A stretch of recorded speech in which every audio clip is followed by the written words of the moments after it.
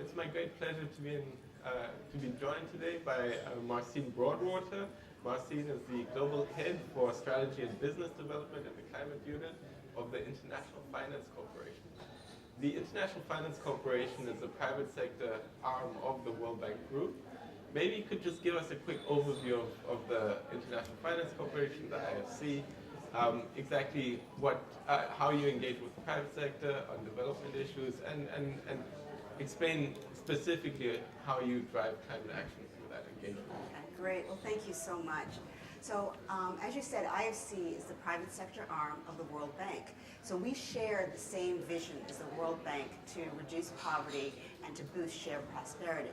But while the bank does that by working through governments, IFC does that by working through the private sector.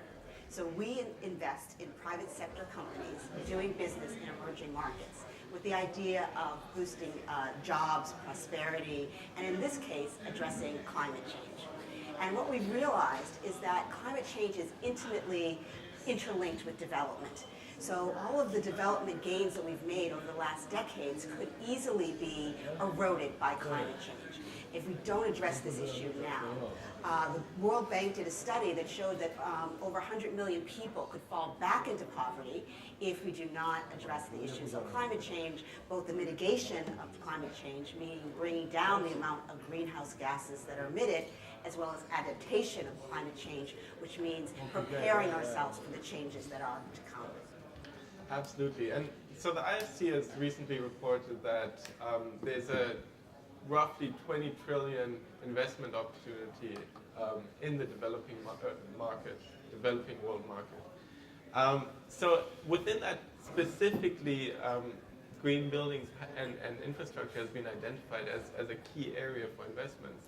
So yesterday you were talking here at Innovate for Climate around the opportunities in green buildings and in particular around the EDGE tool.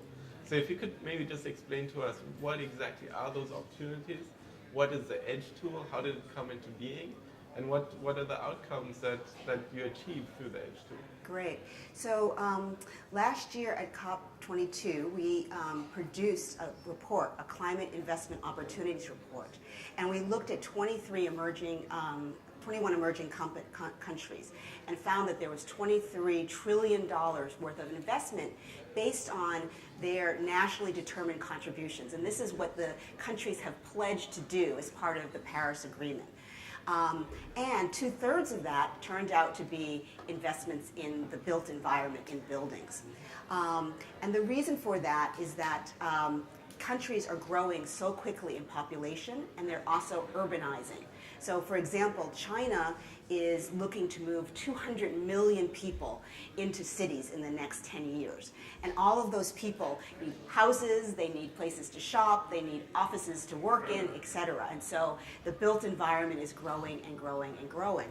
And so as we were investing in buildings, in retail, in homes, and offices for our own account, we realized we wanted our clients to build green. But they said to us, well, what does it mean to build green? How do we do it? And how do we make sure that we do it in the most effective and low-cost way? And so from there, we developed a tool. And the tool was called EDGE, about efficiency and design for excellence in buildings. And this tool helped our clients design efficient and effective and low-cost green buildings and let us be able to evaluate the building and make sure that the building was built to specifications. Okay. And the EDGE tool, just to really understand, is available online on the IFC's website and is also available for your partners and for an external audience, right? Exactly. So the tool is available for 130 countries. It's translated into 5 languages, and it's free and available at www.edgebuildings.com. And the reason we did that is we want to go beyond just our clients using it. We want to make it available to builders, to developers, to university students, to the public in general, because it's a very intuitive tool. You don't have to be an architect, you don't have to be an engineer in order to use this tool. It's designed for, you and I could use it, but then it can get very sophisticated for the professionals as well. But the most important thing is that we design not just the tool is at the heart of the program, but the program addresses the different components and the different people who are involved in the building community. So for example, it targets owners of properties and homeowners who don't really understand what does it mean if I get a green building, and how does that benefit me? And what we've found is that we can reduce utility costs by 20%, by reducing the use of energy by 20%, water by 20%, and building materials. And this is something that really is of value to a homeowner, particularly in emerging countries where we noted in Nigeria, 20% of disposable income can be spent on utilities. So reducing utilities really helps the homeowner and the household. Absolutely. So you're really guiding the market by creating an innovative tool that helps facilitate the construction of an efficient green built environment. Very, very exciting examples of how to transition a whole market and make sure that the infrastructure that's being built in the emerging world is really one that will not lock you in a high carbon future. Exactly. So putting out a standard so everyone knows what is a green building. And for us, that standard is 20% more efficiency in water, 20% more efficient in energy, and 20% more efficient in energy embedded in building materials. So that's number one.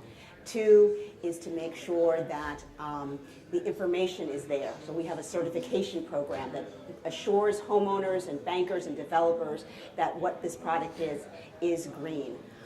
And then scaling it in terms of the financial institutions, governments, and involving all parties in the conversation. No, fantastic. And any final messages for the audience, messages of inspiration that you'd like to share, and your vision of the future, especially around the Edge tool? Right. Well, we are very optimistic about moving towards a low carbon economy.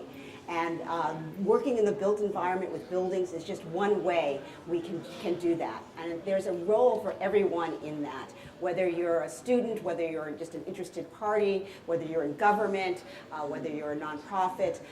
Everyone can be involved in this transformation and working together on this. And so please look at our website on Edge, the www.edgebuildings.com, and see how you can join in this movement.